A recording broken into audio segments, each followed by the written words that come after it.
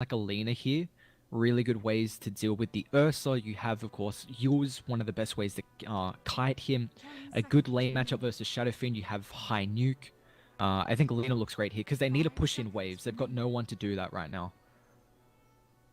Or a tower pusher, which is because Ven's not great. They'll Quap. And I Quap's think good against this Shadow Fiend too. yeah, it's a great matchup. We see you can just bully him out with the dagger. Quap's not the greatest. Oh, Black's playing the 2. Okay, I thought Black was on the 1. Oh no, Oliver is. Okay, so the Quap, there's no lockdown. It's a great matchup versus the Shadow Fiend. It just doesn't give you wave clear. That's the only issue. I feel like the Lena would have been overall great. It gives you all that, but I still think the Quap's fine. You can kite out the Ursa incredibly well. It's a good lane matchup. I don't know how Gambit take this. How do you? This game is all on immersion, I think, but the power of picking up a Quap in the mid lane is really hard to gank because you have this built-in survivability. You can just blink away. And Shadow Fiend doesn't have lockdown, so how do you get on top of him? I like Infamous lineup a lot. Yeah, I agree. I think their lineup is very solid, and I think it's almost countering most of this Gambit lineup. I think the only one they need to be worried about kiting is the Ursa. Other than that, I think they can take care of the supports, take care of the Shadow Fiend, work with pickoffs in the mid game. They have some good mobility. Again, it's all leading on Biver with the Nyx Assassin. You know, if the vision of Gambit is good enough, they can counter the Nyx Assassin plays enough to make some time here for Ursa and Shadow Fiend come the mid game. If they allow themselves to get overwhelmed by this Nyx Assassin with the blinking from the Queen of Pain and the blinking into the Legion Commander and the mobility that Infamous is going to have, they're going to be in a lot of trouble. I think it's the small things that are going to make the big difference in this game. Yeah, I must say though, I don't hate Gambit's lineup. I can see how they win this game. The issue with the Quap is you need a steamroll. I've heard a lot of people say if Quap has under 3 deaths, then it may be even 2. But I think if Quap has under 3 deaths, then that's pretty much what you need to win games. If she has over 3 deaths, then it's like an automatic loss, pretty much. She needs to snowball. All these little deaths make it incredibly hard for her to actually play the game of Dota. So look out for that. See if Quap can stay under, the 3 death quota. It'll be interesting for Black. But like I was going to say, I mean, Gambit, they have to steamroll. You don't scale with this lineup. And that's what happens when you go for these heroes that are able to just bully out the lanes. And Black scouts out the smoke here, but lacking the lockdown and has a skill point available if he just wants to blink away. So just keep your eye out. If Gambit actually steamroll this game, if they can, make Hester Joe's lane incredibly hard, because he's the one that's initiating these fights. Skidder probably might go for like a Midas into like Echo Saber or Echo Saber BKB. Sometimes we see the blinks really late on this Ven.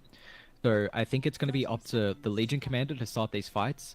So if they are really squishy on Infamous, I wouldn't be surprised if Gambit, if they win the laning stage, they can definitely come out with this one, but it's going to be rough considering they don't have the late game. They're on the timer here. That was almost really good for Gambit, by the way. If they were able to pressure Queen of Pain, if they were able to pressure Black enough to take Blink level 1, that would have been a win for the Shadow Fiend for sure. But unfortunately, they don't get that pressure. I mean, you spoke about how the Quap's a good matchup versus Shadow Fiend in the lane. They are positioning the Hawk around mid. I wonder if that'll cause them to lane swap. But they've still got. This is you pick the Ursa to go up against the Legion. You wouldn't want that, unless, yeah, that's really confusing. It's not the greatest matchup for the Shadow Fiend, but once you get levels, you push out the lane, you go back to the jungle. It's fine. And he went Razors level 1 as well. You see that often. Just being able to get your items out. And they're actually tri-laning up top, but no one's here. Esther Joe's going to take the full brunt of the force, it looks like, but they're just making sure they don't show the Ursa. I like this play. But of course, they're finally going to see Afterlife down bot. So it's Afterlife against Skidder here on this Veno, but on the Sven. Now they move over the Earth Spirit, so it won't be that tri-lane over top. And I think they know that they don't need the tri-lane over in that lane, seeing as it's just Hesta Joe. Well, yeah, you're right. I mean, Infamous want to match up this tri-lane with this Ven. They're not going to do it any other way because, like we said in Series 1, you want the AA with a stun. And, I Yeah. mean, Legion doesn't have one, so you're not going to lane them up top. And Ursa, I don't know how he survives in this lane. I think if anyone's going to have a rough time, you're fine with Afterlife on the Venom. But if Ursa just has a rough lane, then it's really bad. So I like how it's being laned right now from both teams. I think they're doing fine. Infamous just recognizing, like I said, they have to be in this tri lane. Immersion as well. A lot of the time you can recognize how an Earth Spirit's going to play if they go for the Orb of Venom or the Stout Shield. Stout Shield mainly means the Earth Spirit's going to play a lot around the lane, but if they have this Soul Orb of Venom, it means they're going to try and rotate as much as possible. It did go for the 4 Iron Branches though, which is not a build I've seen too often. So over mid, Black was waiting to hit level 3 to get that level 2 in the Shadow Strike. He throws it at Ninja, and you know, now he'll start to feel uncomfortable. But Black already had popped a salve to stay in the lane. He's in the brunt force of the Shadow Fiend, and now Ivor coming over with an invis. If they could get the stun on Ninja, if he moves up towards the bottom part of the stairs here, he's gonna be dead. So they've got the stun, they've got the Shadow Strike. This should be first blood, and they just need one more shot. They will get it. Black gets first blood, and it's easy to pick off there thanks to the help of Invisirun. Top as well, if they want to try and get Hester Joe. They do. Nightmare to hold him in. Should be able to lock him down. Dahak. Oh, get Nice, that last shot in, and it's actually FNG who gets credit for the kill. But a kill's a kill in this lane, and it's Dahak and FNG that combine for And one. dump bot. They're not done just yet. Afterlife. Oh my god. So the stun comes in, and nice little stun to follow that up from the Nyx Assassin. They'll grab themselves a kill on the Afterlife, and it is a kill in every lane so far. And there's, you know, the dual stun setting up with the cold feet, so I guess 3 stuns if you want to call it. I was going to say before the rotation with the Nyx Assassin mid, that is a big kill, because Shadow Fiend was about at 11 souls, so that kill is going to just half the soul count, but I mean, it's already back up to 11. And the thing about this is they have the stun, they have the cold feet, as well as the chilling touch, so that slow really helps line up the stun for the Nyx Assassin. They don't actually end up getting the kill on Immersion, but he's down quite low with the salve being given over from Afterlife. So I like how Infamous are playing this. They kind of help out this Queen of Pain who was doing okay mid, but you know, Afro had a fair bit of souls. They get the kill down bot. They're continuing the pressure on. They're keeping Immersion in the lane. Stun comes out again. Cold feet with the impale, and Venomous Gale will be thrown out, but he is frozen over. They don't quite have the damage though to get the kill just yet. Now the cold feet placed down again. They will finally kill him off, but they lose Pepita. They'll kill off the Earth Spirit. Nice stun coming in from Viver, and FNG makes a rotation that leaves it 1v1 over top. I don't believe he'll get the kill here on Oliver, but he would have got that, push but him back. Skidder was able to cut through the tree. Had level 2 in the brain sap, but just nice play. Or mid, actually. Roll misses. Afro Ninja. So will it be enough? Ooh, Queen of Pain. Still in some There you go. I time. mean, Immersion was able to rotate through. Looks like Shadow Fiend salved as well, just to try and stay alive long enough. I mean, of course, it was going to tick out to the dagger, but just wasn't able to get the experience. So another kill on the Shadow Fiend. I mean, Cold feet Two again deaths with the early. impale. This just sets up so well, and great body blocks there. Oliver comes over and just says, "All right, I'll take that kill."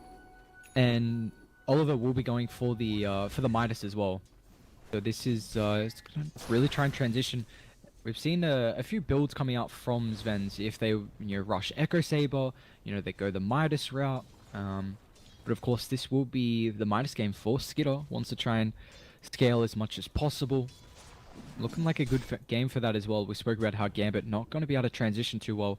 Although Dahak has the gloves of haste queued up if he wants to go for his own Midas. We roll top. Rolling boulder, and they've got the Wow, boulder this smash is- on Hesta Joe. We'll press the attack to back off, but now they're bringing in Overstep Pepita them as all. well as Biver, and Dahak. They'll run into the trees and all the way out and around. Who's got to be careful. Like, I guess he does have a TP, so he's going to go to the shrine here. Back to the bot lane goes Immersion, but Afterlife has those 2 deaths, but we spoke about how if anyone's going to have a bad lane, it's probably Afterlife, considering, you know, the stun, or I guess the combination. But now FNG rotating down bot, Skitter. Skinner in trouble, and he'll end up dropping with 3 heroes coming over, and I'm wondering if, I was going to say, if the same thing happened top, that would have been really good for Infamous, but moving over, Gambit get a kill onto this Sven, who was 2-0-2 at that point, and going into a Midas pretty quickly, so to slow him up is very important at this point in the game. Yeah, that's a big kill. I mean, like you said, just slowing him up, going for this greedy Midas build. He's running to the lane as well, so I wonder if he can get there in time. He's going to miss a majority of this wave, actually. So I like the play from Venner. He pushed up the wave so he could get the creep wave underneath the tower, just to make sure Sven misses, you know, the experience. Rolling Boulder mid, the raises, and the geomagnetic grip stopping the blink away. Great kill there. They're able to bring him down, just enough lockdown, I guess. But the Ursa now frozen over. Let's see if they have the damage. They don't have level 6 for a duel. That could have been the dagger in the kill. But Dahak able to survive, and now they've got supports rotating over, and a big problem in a big way for this Nyx assassin. Overwhelming odds comes out. He'll throw the stun, lands on 2. Pepita starting to rotate back over. Cold feet with the chilling touch, but he will not freeze over. Didn't get the creep. So I was checking Hester Joe's experience needed 2 more creeps to get that level 6, but it just, you know, they weren't dying fast enough. Has the jewel now up, but regardless, you're seeing a lot of aggression. I'm not really surprised the the South American teams show a lot of aggression in their games, and also, I mean, Gambit with this early game lineup. So I wouldn't be surprised if we have a high kill total early on, but look at the wards coming out around the mid lane as well, recognizing this Earth Spirit's just going to be trying to, that big nuisance around the mid lane, getting these kills, furthering the status quo for these mid laners. But Oliver's back to the jungle. Ooh, Jesus, almost died to the ancient camp. Wow. That's a little bit of life on the edge right there. Yeah, and so he went for a second point in the Stormhammer. I wonder if they needed just the extra 0.2 seconds for the cold feet. I'm not sure when he got the second point in the Stormhammer though, but that's something to think about. Because if he had max cleave now, this would be, I guess still 3 points in the cleave is pretty good at farming, but, and he's about to have the minus finished as well, so he's having a great time. And Shadowfiend's top of the net worth as well. Sorry, I should say top of the CS. I spoke about how once he gets to a stage where he has high enough levels, you just raise out the wave and then you go back to the jungle. You fare yourself out some clarities so you're able to stay sufficient. He's got the infused raindrop as well, 0.75 mana regen. That is no joke. I mean, it is great against the Queen of Pain. Yeah, they scouted the movements. I mean, you're going to see this entire game how we spoke about how the Nyx Assassin and the Ancient Apparition want to sit on top of each other in the lane just because of the stun combination, and that doesn't mean, I mean, after the laning stage, they're going to do the same thing, making plays across the map, and you see straight down to the bot lane if they can find Afterlife. Esther Joe does have the jewel. Dire's top tower is under attack.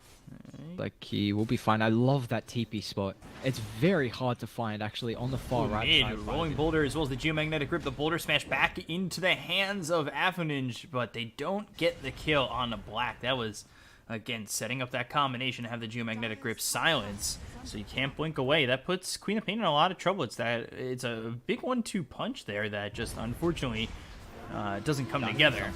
But Venomous Gale coming through on a Pepita. He has to try and TP out immediately, but the Rolling Builder comes in. Pepita will fall to Afterlife, and that is just Infamous getting caught out in a really bad spot.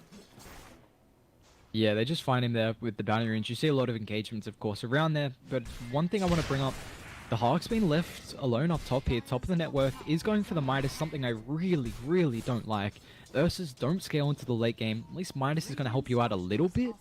I know we were seeing just pretty much any hero getting the Midas. You know, back when Midas was like 200 gold, I think it's 160 now. You remember the Midas meta, yeah? Yeah. Yeah, of course, you know, Ursa's just, I feel like they were being played every game, just going straight for the Midas. And now with this, what is it? It's down to 160 gold. The experience got nerfed as well.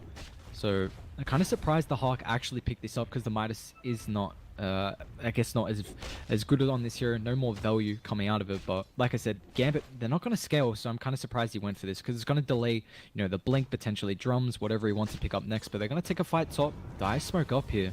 Yeah, they're going to rolling boulder in and they'll miss it. So now coming This is around the bad for back, Radiant. though, is the Dire side. FNG needs to try and get out of this one. They needed to pull that Nightmare a little quicker so they could get the stun out. But now Immersion, he's in trouble. And Geomagnetic Grip on a 3 as well as the Magnetize doing a heck of a ton of damage here. Will still die to the duel, but I mean, that is just a little glimpse into the potential future fights. How much that Geomagnetic Grip Magnetize did in that short amount of time to those 3 heroes. Yeah, they're gonna need a pipe. I mean, paired up with the Venom, the Shadow Fiend, you got the Earth Spirit, dump bot as well, Biova with the level Good 6. stun, showing touch, cold feet. Black gets the kill. Venomous Gale lands on 2. It just, oh my god, Papilla, Ancient Apparition. It just does not have fun against Venomancer, that's for sure. Yeah, it's rough. I mean, it's it feels like a position 6 right now. It is early on, but you see bottom of the net worth. At least he is level 6, and that's the power of, I mean, the double tomes. We briefly went over it last series, but both these supports hitting the level 6 timings at a relatively good time. We saw the first rotation from the Nyx Vendetta, able to get a big kill on the Venomancer, who was actually having a really good time down bot. They find Immersion as well, just rotating around the top power rune. The Hawk's going straight for the BKB. Wow, okay. No Blink Dagger, and he hasn't gotten any in Earthshock yet. I'm surprised, you know, with no Blink Dagger, going straight BKB on this one. Personally, I'm not a huge fan of this build, especially when you don't have a lot of lockdown. I think they have kill top lane. Can they find the Legion, actually? Biva's in the area. If they had Trying the to Blink protect this Dagger, tower. maybe. But they've got the Fiend's Grip, and turning right back around, Rolling Boulder comes in. They've also got the Geomagnetic Grip onto the Nyx Assassin to stop the stun from coming through. Pepita TP's over. They also grab the tower, so a kill, a tower, potentially +1/+2, as Pepita and Black's Biver need rotating. to try and run away. But there's the Nightmare coming through. Ice Blast lands on a couple. The Sonic Wave hits on the 3. They'll take out FNG, and they will look for more. Stormhammer coming through onto the Earth Spirit. Immersion goes down, and that was Spike Carapace used as he was magnetized. And they are looking for Dahak, searching. Oh, into the trees. What a stun from Biver! Oh, baby! And that's going to be the Stormhammer and the kill onto this Ursa. Wait, how did... You don't get vision, like, when you're blinking over someone, right? Or did he... I think he knew he had to be there. They went past the spot. He wasn't there TPing out. They were behind him. He wasn't there either. He doesn't have a Blink Dagger, and he could have only been north. Wow, that turned around. Queen of Pain rotating top, the 3-man Sonic Wave. You got the Ice Blast as well, and Gambit, they overset the mark here. At least they do get the tier 1 tower mid, but a hell of a fight for them. And it was looking pretty bad, but I mean, Queen of Pain able to rotate over there. Has the Veil now complete? A lot of magic damage going to be coming through from Infamous. Gambit I'm just smoke trying to up. think I saw... Oh yeah, they will smoke. What do we Look got? over mid, Rolling Boulder, Geomagnetic Grip, gonna stop that Blink Dagger, but the silence isn't that long. Now they've Yules him up. They'll look for the raises, but the Blink away, the Nightmare comes out on the Nyx Assassin as well as the Boulder Smash. Biber needs to be careful. The Sun gets thrown, doesn't land on anybody, and he'll end up falling to the Shadow Fiend. So, something you brought up a little bit ago, that how the Ursa's going straight BKB, not a blink. I think this, you really need a blink against the Cop. You can burst her down just with the stun and the silence from the Earth Spirit, but how are you going to follow up with anyone this game? So if you can't follow up with the only stun you have, you're just going to get kited. And I feel like they do have potential to blow up the Queen of Pain with the one stun as long as he can follow up with the Earth Spirit roll, but that's not going to be the case. So now Immersion's initiation kind of feels lackluster without anyone being able to follow up, because they just can't close the distance. I guess maybe Shadow Fiend goes for a blink. You know, we saw Samael and Miracle, one of the first 2 people to, implement this new Shadow Fiend build that use blink. I mean, it's been in the game for a while. Actually, it might have been Arteezy when he was playing the 2, but it looks like Shadow Fiend, once again, they're going for another BKB. So both the Ursa and the Shadow Fiend going early BKBs. Skinner needs to be careful in this top lane. They're looking to converge on him, but they'll TP over one in the Legion Commander, who doesn't have that Blink Dagger just yet. The Nightmare comes in as well as the Rolling Boulder. Overwhelming odds thrown out. The Spike Carapace will be used with the Magnetize as Skitter pops that God Strength. Magnetize messing up the backlines of this infamous fight, and Gambit trying to take advantage. Spike Carapace comes out again. That'll stun up the Earth Spirit so he can't close the gap. But the Fiend's Grip comes through onto the Legion Commander, and there's no way to stop that Fiend's Grip. So he is just in a bad spot and unable to leave that area. We'll end up falling. Yeah, they bring him down. It should reveal there's a ward on the high ground, or at least somewhere in the area, because I don't believe Bane had vision. I thought he was around the trees. Regardless, I mean, only one kill through all that aggression. Top still pushing if they want to try and pressure the tower.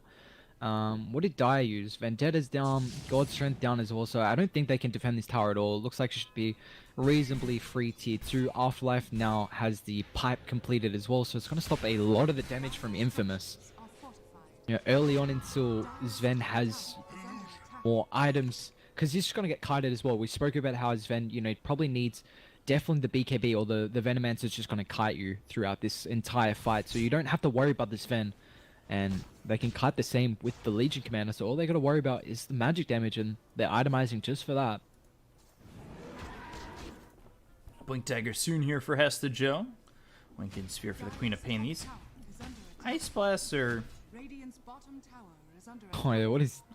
That's the second one that's gone wildly towards top. I can't imagine it's for scouting. That FNG. We find, yeah, I can't imagine that's for scouting. That's quite odd. And in the meantime, they take the tier 2 up top. Wonder when Radiant want to Roshan. I mean, Ursa, of course, is famously known for one of the best Roshan takers. That's why you like going no points in Earthshock, but just because you can take it immensely fast. I should say immensely early. But I'm kind of surprised what happened there. They blew up the Bane. Didn't catch that one. Looks like Black popped the Sonic Wave for that. And BKB is going to be picked up here for the Ursa. So it's there you go, not a terrible spot to be in right now. If you're Gambit, you're up 4,000 net worth. You're going after Roche. If you could grab this Aegis, it gives you a solid amount of control in this game. And I think they'll be happy with that. And they've been using the Euls on the Shadow Fiend to set up potentially a Requiem, but what could set up the Ursa moving forward. Yeah, and I love this movement from Gambit. We were literally just speaking about how whenever Gambit... Wait. Oh, okay, there's no bottle on Afro. We were speaking about how Gambit need to try and take Roshan early, just because the Ursa, and they see Bane getting bursted down mid. They force the Sonic Wave for that, so they recognize that Infamous, without the Sonic Wave, that's a lot of their damage, so they're just going to walk straight into Roshi, just recognizing the little ability timings whenever they're on cooldown, so they're able to take Roshan. And it's really key that when you have, someone like an Ursa who takes Rosh early, you need to do it as fast as possible, because now, getting that third Roshan with potentially the Ags or Refresher, these are little big timings that teams have to worry about. And now, seeing as what Aegis fell around 8 minutes, 18 minutes 30, so it's definitely potential for third Roshan to be around that 30, 35 minute mark. Probably around 35-minute mark, a little later as well, which is around the mid game, getting towards the late game. So teams got to start worrying about that, especially into the Ursa. They scout out the Nyx Assassin down bot. And they need to be careful as they've got the Rolling Boulder as well as they commit the Fiend's Grip to that. And we'll end up netting them a kill, and getting away will be Hesta Joe. Ice Blast comes through, Pepita TPing out, as does Hesta Joe. And I mean, it was the Fiend's Grip. That was okay. And now over top, if they could get the duel on this one, they'd be very happy. Hesta Joe gets the duel, and do they have the damage? They do. But a lot being done after this ulti from the Venomancer, and now the Geomagnetic Grip on top of that. God Strength will be popped by Oliver, going after Immersion. The Sonic Wave pushing back the Shadow Fiend. Make that a second. And they disengage. Infamous get the second duel victory for the Legion. Able to make some plays, but it looks like it might be 4 boundary runes. So for Gambit, if the Hawk can get down bot in time, looks like no one's in the area. And okay, so thankfully Dog will be going for the blink. Alright, so after the BKB, exactly what we wanted. But that top side, that's not Rod of Atos finished for the Veno, and so much kite ability onto the Sven. And it's just also, it's great against the Queen of Pain as well, and the Legion. These are heroes that need high mobility. You know, Legion being able to initiate Queen of Pain has really, you know, is super squishy. So if she can't blink away, you're really worried to play that hero. But now, BKB blink picked up. Wonder if we see smoke play coming through from the Radiant side, considering they do have Ages. One of the things which I was talking about in the draft was moving this Legion to get these quicker kills on the supports with the Nyx Assassin, and it's been a little bit lacking. The ward vision hasn't exactly been there for Infamous. They haven't found themselves as, you know, they've only dueled twice. I really did think with Nyx Assassin hitting 6 that they might go after it a little bit more and try to find these squishier supports, but instead it seems a little bit more reserved in sitting back and allowing Gambit to find a lot more farm than I thought they would at this point. Yeah, the issue is that Gambit, they draft accordingly to the Legion. I mean, you put the Ursa into that matchup, you see the net worth. Legion, you know, 6,300, you know, a fair way behind his counterpart, the position 3 Afterlife Venomancer. So he just picked up that blink, going for a Blade Mail next, which is a really good item this game. But like you're saying, I mean, the reason they weren't able to get that many jewels is because he got this blink incredibly slow, just because going up against the Ursa. They're going to smoke up here. They want to try and take this fight with the big items coming through. They don't have the Ursa, though. Well, on the high ground, let's see what the Nyx can do. Sentry placed down, and the ward, hit the Nyx Assassin, so they know that they have the Sentry there. Radovato's coming in on the Nyx Assassin, but FNG just kind of gives up his life. They've got the duel onto the Shadow Fiend, but it's not going to be enough damage to get the duel victory. However, the BKB is going to be popped by Apo Ninja. They've got the Magnetized down. Immersion, cold feet on him, but they've got themselves the kill on the Bibaran as well as Hesta Joe. Immersion ends up falling. 3 heroes trying to run away from Infamous's side, and it looks like Pepito will sacrifice his own life to get Oliver out of there. Okay, so they take it, I mean, 2 for 3 here. Still have Ages, the Hawk rotates over. That's the, what is that, 10-second BKB charge for both the Shadow Fiend and the Ursa. They reveal the blink as well. Aegis does not get claimed. They don't get the dual victory as well, so looks like it's not the worst. I mean, Infamous don't lose a lot of gold, but I guess after the tier 2 tower falling, the fight recap's not going to show that. Gambit have a 7k gold net worth lead, and say this time and time again, first Aegis is the one to take all the outer towers. Second Aegis the one to try and end the game. Of course, Aegis is about to get reclaimed now, and there it goes. Really feels like the Ancient Apparition is lackluster this game. Yeah, I kind of think that Pepita needs to be playing with the Nyx Assassin, which is an issue because Nyx can play across the map, like usually have Vendetta, so you're not really worried about any movements, but it's a lot harder for AA to follow the Nyx right now.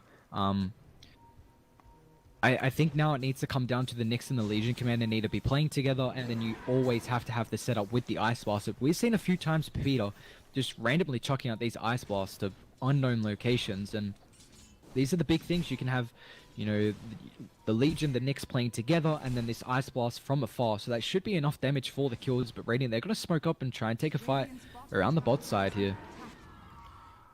They smoke, they head towards bottom. A scan just on the edge from the Dire catches them rotating. They don't have Afro here though, but it looks like Dire TP'd out. Oh, and short on the Geomagnetic Grip with the blink. And into the Vendetta, yeah. Wow. So Yeah, all those heroes rotating, it doesn't lead to anything. It was a good scan, though, from Infamous. Very map aware right there. And that probably saves them 2 or 3 lives, if not a potentially devastating team fight. And it looks like Afro is going for a butterfly. So a lot of the time, there's what the Hawk a solo kill. Like he was able to just find the Nyx Assassin. Doesn't have the Basher, just enough burst damage to bring him down. He was the bounty runes down bot. They're actually going to try and take a fight up top. Oliver. Oh, gets spotted. This could be bad. BKB is going to be popped here by Dahak. Oliver needs to get out. He's quite quick at the moment and doesn't pop that BKB either. That's really bad. Hawk, I mean, that's an 8-second BKB, and Ursa's hate getting kited, and now, I mean, we spoke about how Gambit not going to be able to scale to the late game, and once you pick up this BKB, you know, at the early stage, it means once you hit the late game, it's going to be that 5-second duration, and it's going to make it a lot easier to kite out the Ursa. So they pop the BKB all for nothing. I feel like FNG could have got the Fiend's Grip there, may have just been out of range. Of course, it is a reasonably short cast range, but they're still going to put the pressure on Afterlife, just forcing out the mid lane. And something, sorry, I didn't finish. Afro, like I said, it's going for the butterfly. So we see a lot of the time, if they want to go like Blink, Yules, BKB, just that full burst potential with the Requiem, sometimes Ags into Hex. And then a lot of Shadow Fiends, after they go Yules, BKB, they transition into physical as well. So it looks like he just wants to scale this game. Black. Timings. Just unfortunate right there, but that gives up the fact that they do have vision. Yeah, it should reveal. I'm kind of surprised they placed another ward on the high ground, but in the meantime, Dire just playing around the bottom shrine area. Look at Radiant's vision. It's all pushed out here, just trying to take control of all the jungles. I mean, they recognize they're the one on the time, and they need to suffocate Dire inside the base, but they're not doing just that, because it looks like Dire, they've just taken up home in the other side of half of the map right now. Can't play on our edge. We're gonna play on theirs. Yeah, well, I mean, why not? Now Roche is back up, and it definitely can't go high ground. I don't know what they're actually trying to get. Maybe a pick off, but FNG is going to try and set up. But Infamous are down bot. There you go. That's rolling it. boulder. Still not finding anything. Oh, wow. That was close, and they're going to use this time to maybe try and get some D wards happening. Pepito down at the bot side, but Afterlife's already posturing around. He had the 4-staff queued up. He's going for the Ags next. So just recognizing that, I spoke about earlier, that Infamous really need a pipe, but Allegiant doesn't go for this item. And Allegiant plays really greedy. You want, Blink, Blade Mail. You want to try and get as many pickoffs as possible. It's not like a, not like a Darkseer who goes full utility. That you've seen a few Nature's Prophets go full utility. The Sand King as well. It's just a different hero who plays completely different. So I like the itemization from the Venom, recognizing that no pipe, may as well go greedy with the Ags, but the Hawk might find someone. Or he might get killed himself if he's not too careful. God Strength gets used, and they... Oh, BKB again! If this leads to a kill, it's worth it, but...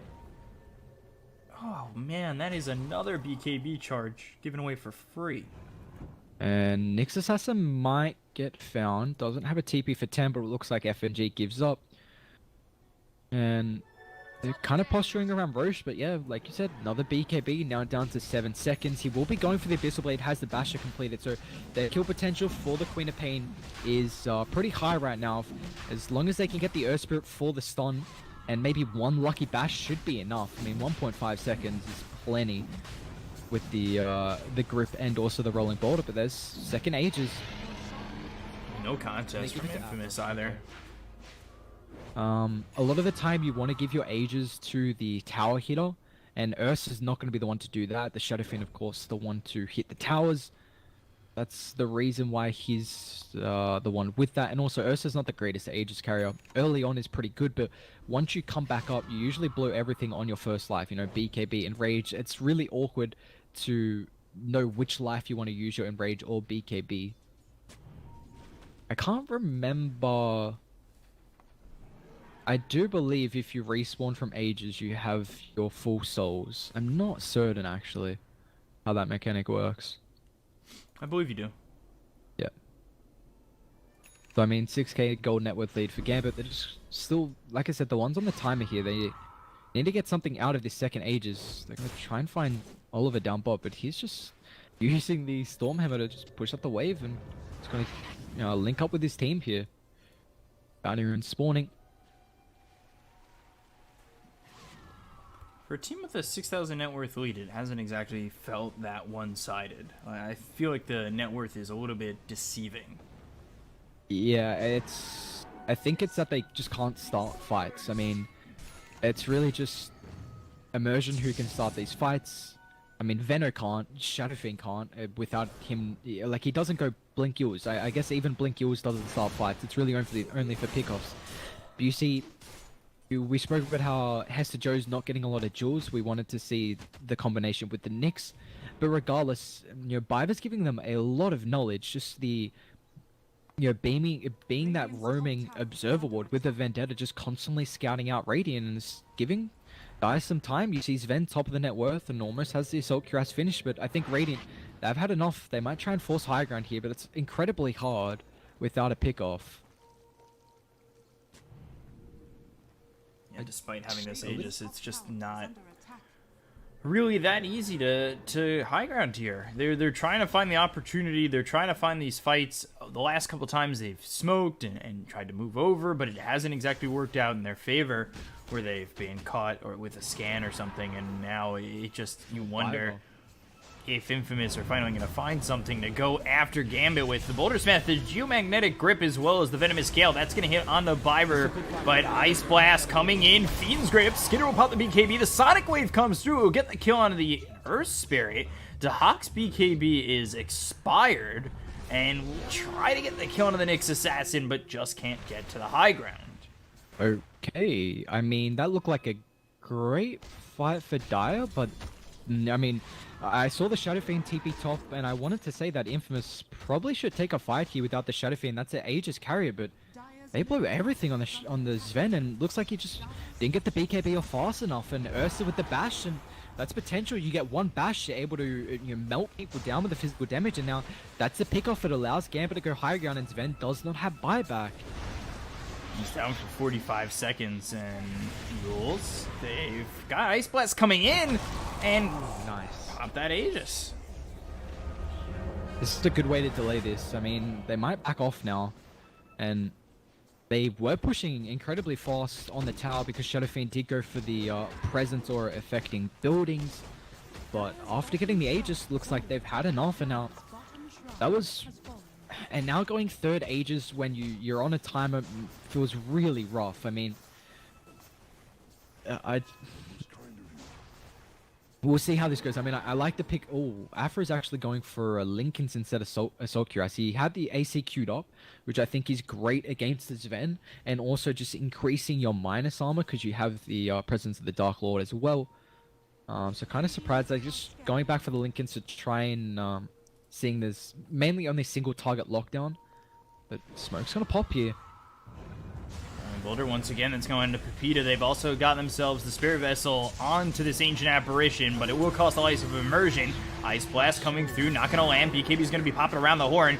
They'll look for the Fiend's Grip, I believe, but Sven can't really get anything done just yet, and he's forced away, ends up dying once again, and the Queen of Pain with BKB running away has to get out of here. Hester Joe goes down, and Gambit just take over. Despite the BKBs from Infamous, it just didn't lead to anything. Yeah, and Zen once again doesn't have buyback, but Legion went for the blink into that fight, and Shadow Fiend instant Yule Scepter, holding the Legion commander in the place so he didn't get the duel. And then I think once that happened, Infamous, they had to back off there, and they're gonna buy back on the Legion, but I think Gambit can still play around here. I mean, I guess the DD is about to expire on the Shadow Fiend. Immersion is about to respawn as well. They still have a tier 1 tower, so he's gonna get mid incredibly fast. See how they want to play around this. This could be the moment that Gambit just shut the door on Infamous, because it felt like for a while Gambit were giving opportunities for Infamous to come back, but now Venomous Gale comes out. That's going to drop 2 Plague Wards down and force press the attack. Still looking for that opportunity to go in. They really don't want here. to commit. They recognize it. I think if they get team wiped, this game could just be well in the hands of Infamous. I mean, one bad fight for Gambit, and it's really just going to tip them over. But you're seeing just Sven's still getting melted down, and I'm actually not sure how he's dying this fast. It looks like just the amount of minus armor that Shadow Fiend has is, and pairing it up with the Ursa physical damage. He's got a Abyssal Blade now on the Hawk, so this is going to make this Sven's match even harder. And it's a little worrisome considering he was top of the net worth, and now Shadow Fiend's taken that spot. Shadow Fiend ahead now, finished off that Butterfly. Also has the Hurricane Pike coming in. And it's a game which earlier I definitely thought Shadow Fiend wasn't going to be able to be as successful as Black just gets taken out again with that BKB now down to 5 seconds for Dahak. But killing off Black, ending his spree, as well as maybe even if you push well enough, forcing the buyback. Third death on the Queen of Pain. See what happens now. See if Infamous are able to take this. But yeah, that's the Abyssal Blade. I don't know if Dahak had that in the team fight, the last one. I'm not 100% certain, but they're able to get the pick off on the Queen of Pain. Is going Shiva's next, so I mean, I highly doubt she'd go for something like a Lincoln's, but Gambit might try and force this buyback here. They're posturing around the top side. I love the gem pickup as well from Immersion. Wants the vision advantage here, and I'm going to try and set up some Plague Wards to scout Aeon Disc on Afterlife, recognizing he just needs to get the ultimate off, and that's really all. So we'll start to siege this tier 3 tower over towards top. Rod of Atos, Nightmare coming in, Boulder Smash, Geomagnetic Grip, but the Spike Carapace will be used. Force Staff into the stun, and now the Rolling Boulder in, but it won't land on anybody. They've got the Spike Carapace as well as the Ice Blast coming in. They've got the tier 3 tower. There's the Yules coming out. Afoninge not in a lot of trouble because Oliver just dies again. He buys back, as does the Queen of Pain. They'll lose the Nyx Assassin. They've taken out the Shadow Fiend, who does have buyback available. They'll try to clean up these exit kills. Cheese is eaten here by Venomancer. They've got the Nightmare. Rolling Boulder attempting once again. The Venomous Gale comes out onto 2 of these heroes. The Force Staff away. Rolling Boulder, that hits. Stormhammer stuns up 1. They'll follow it up with the Impale. There's the scream coming out from Black. He'll grab himself a double kill. 3 heroes dead on the exit. Potentially 4. This should not have happened. I don't know how 4 died from Gambit, but can they find the Bane, actually? Nice. Oh, what a juke. Wow. FNG. Alright, so 3 died. I mean... well, this is... I don't think we've seen Legion get a proper... Okay, this is okay if they can take Roche. They're still 12k behind, but this is Aghanims. Who do they give it to? If it was Refresher, I would... almost not feel as hyped about this Roche because the Axe here could be really good. But I think you give it to Biber. Oh, Black's a lot of damage. Wow, this is tough. You don't give it to Hester Joe because he's not getting any jewels off. Doesn't matter about Skitter. Yep, they give it to Quap. Cheese is still there as well. And that is big, and you got to remember, Radiant don't know if they got Ags. I mean, they should see Black straight away. Whenever third Roshan falls, you always check the enemy team to see if they have the Ags synthesized, but the issue is you see Sven just getting absolutely melted because the Legion isn't getting these Blink Jewels, and now he has the Shadow Blade, but in that team fight, Afterlife just ran straight forward, tried to zone them back, and was able to stop the Blink Dagger from the Legion, so he just had to force the jewel on the Afterlife Venomancer. So a really nice play. We're going to see that happening time and time again, just trying to stop the Blink Dagger from the Legion, but now he's got a Shadow Blade, recognizing that he needs some way to, I mean, not get right-clicked by the Plague Wards, and of course Invis is a perfect way. Did they get the gem as well? Who's got the gem? Ancient Apparition has both of them. Wonderful. That, or both. They must have just bought one. Okay, that is really good for them. And we spoke about how if Gambit lose one big team fight, then it starts becoming incredibly hard because one lane of Rax is nothing. I mean, Sven has Cleave. You've got Queen of Pain as well, is able to split push and push out waves incredibly well, seeing as he's got the Shivas now. And we're about to see some 25s coming through. Black and Skitter are 24. They're going to smoke up Radiant, though. I'm going to try and take a fight, even into Ages. Really good vision for Dire in the area. They've got to be careful here. Oh, Rolling Boulder coming through, as well as the Rod of Atos. The Force Staff, though, onto the high ground.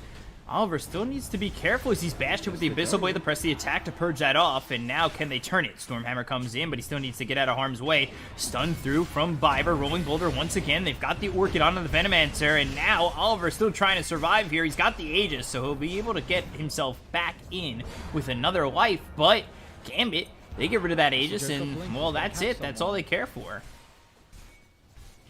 And well, I say that, now they turn. I think they felt Infamous get a little bit too close, and they were all about it. The duel gets the victory for the Shadow Fiend, and now the Aeon Disc is popped here on Afterlife. They have the damage to get Immersion. They have the damage to get Afterlife. It's a 2 for 2 so far, and then a little bit higher up, they get Black. So he's dead for 2 minutes, and Pepita might even be next. Raise, Sentry Ward, oh, the right click coming in from Avalanche. FNG with a clutch sentry placed down there. This could just be game. I mean, 3 heroes don't have buyback. And Gambit have 4, and more importantly, the Shadow Fiend with the presence of the Dark Lord. The 26 duel victory, and if, yeah, pings come through, why not? End the game. Dire do have Glyph, but how do you defend this? This could just be game here. Go for the tier I actually don't 4s. see what Dire do. That's it. I don't think Sven can do anything. Yeah, I think this game is just over. He's not even there. He's going to TP back now, but look at the throne. GG. Call it.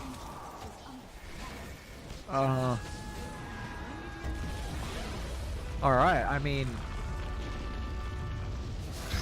alright. I think this... The Legion Commander, we didn't see him get